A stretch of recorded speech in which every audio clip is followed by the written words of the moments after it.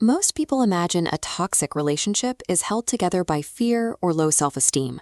We picture a prisoner locked behind bars, unable to break free from an obvious threat.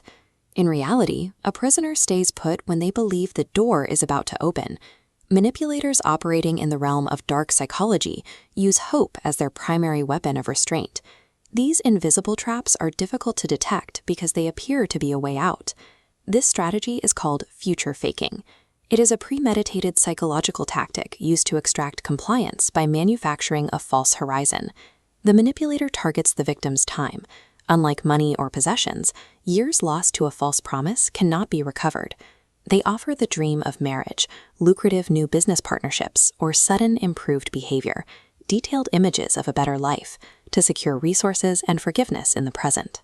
This insidious tactic allows a calculated theft of time to take place entirely within the context of a romantic or professional bond. The victim's internal biology reveals the vulnerability that makes this possible. The human brain struggles to distinguish a vividly described promise from an actual experience.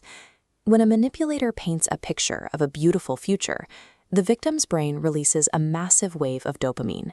This creates a psychological anchor. The victim bonds to the potential of the relationship, ignoring the toxic reality in front of them. The victim's neurochemistry validates the mirage, overriding any visible red flags. During phase 2, the victim rationalizes the current misery as an investment. They endure the present because they believe they are paying for the promised future. When a victim attempts to leave, the manipulator immediately deploys a defensive maneuver.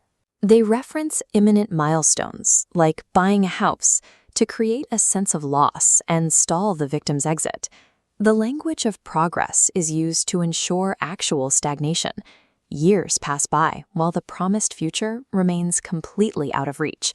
The manipulator continuously moves the goalposts. This leads to the final stage, the sunk cost fallacy. After years of emotional investment, the victim fears that walking away would mean their past suffering served no purpose. The cycle concludes when the victim takes over the role of the warden, keeping themselves in the trap to justify the time already lost.